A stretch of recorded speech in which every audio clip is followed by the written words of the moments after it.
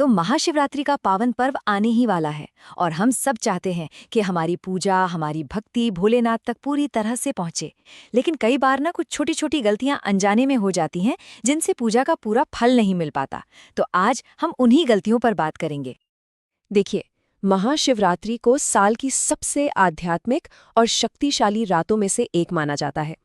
ये सिर्फ एक त्योहार नहीं है, ये एक मौका है खुद से और परमात्मा से जुड़ने का। अब सवाल ये उठता है कि क्या सच में एक छोटी सी भूल से इतना फर्क पड़ सकता है? देखिए, भक्ति और श्रद्धा तो सबसे ऊपर है, इसमें कोई शक नहीं। लेकिन शास्त्रों में बताए गए नियमों का भी अपना एक खास महत्व है और एक छोटी सी चूक भी पूजा के असर को कम तो कर ही सकती है। तो चलिए, आज हम उन्हीं 5 आम गलतियों पर एक नज़र डालते हैं ताकि इस महाशिवरात्रि पर हमारी साधना एकदम सफल हो। चलिए, सबसे पहली और शायद सबसे आम गलती से शुरू करते हैं, और वो है रात में जागने के महत्व को ना समझना। तो सबसे जरूरी बात यह है कि महाशिवरात्रि की पूजा रात में जागने के बिना अधूरी मानी जाती है। ऐसा क्यों? क्योंकि माना जाता है कि इसी समय शिव तत्व यानी भगवान शिव की दिव्य ऊर्जा सबसे ज्यादा सक्रिय होती है। अब अगर पूरी रात जागना मुमकिन न भी हो तो कम से कम मध्य रात्रि के निशिता काल तक तो जागकर भजन या ध्यान करना ही चाहिए। ठीक है, तो जागरण का तो समझ आ गया। अब बात करते हैं दूसरी गलती की, जो कि शिवलिंग पर चढ़ाई जाने वाली चीजों से जुड़ी है।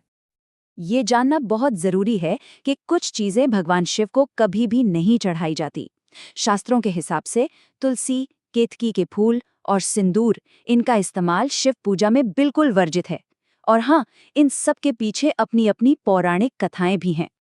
तो फिर सवाल उठता है कि चढ़ाना क्या चाहिए। देखिए, भगवान शिव को जल, दूध, दही, शहद और घी जैसी साधारण चीजें बहुत पसंद है। इनके साथ बेलपत्र और कोई भी सफेद फूल चढ़ाना तो बहुत ही शुभ माना जाता है। अब आते हैं एक बहुत ही छोटी लेकिन उतनी ही महत्वपूर्ण गलती पर, और वो है बेलपत्र चढ़ाने का सही तरीका। बेलपत्र का अपना एक बहुत गहरा मतलब है। इसकी जो 3 पत्तियां हैं वो त्रिदेव यानी ब्रह्मा, विष्णु और महेश का प्रतीक मानी जाती हैं। तो इसे चढ़ाते वक्त बस एक बात का ध्यान रखना है कि पत्ते का जो चिकना हिस्सा है वो शिवलिंग को छुए और डंठल आपकी तरफ हो। अच्छा, पूजा की बाहरी विधियों से थोड़ा आगे बढ़ते हैं। अब बात करते हैं हमारे अपने आचरण की, जो हमारी चौथी आम गलती से जुड़ी है। एक बात हमेशा याद रखनी चाहिए, महाशिवरात्रि का व्रत सिर्फ भूखे रहने का नहीं है, ये तो मन, वाणी और कर्मों को शुद्ध करने का भी व्रत है। इस दिन गुस्सा करने से, झूठ बोलने से या किसी की बुराई करने से बचना चाहिए।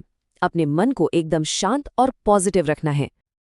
और अब हम आते हैं हमारी लिस्ट की आखिरी और 5वीं गलती पर, जो मंत्र जाप की साधना से जुड़ी हुई है।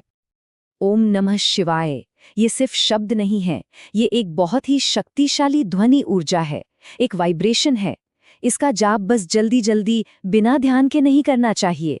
अगर इसका पूरा आध्यात्मिक लाभ चाहिए तो इसे धीरे धीरे, साफ साफ और पूरी श्रद्धा के साथ करें। तो आखिर में महाशिवरात्रि का असली सार सिर्फ रीति रिवाजों में नहीं है, बल्कि ये अपनी आत्मा को उस परम चेतना शिव से जोड़ने की एक बहुत गहरी यात्रा है। तो बस इन छोटी छोटी बातों का अगर ध्यान रख लिया जाए तो इस पवित्र रात पर की गई साधना और भक्ति का पूरा फल जरूर मिलेगा और भोलेनाथ की विशेष कृपा भी बरसेगी। हर हर महादेव।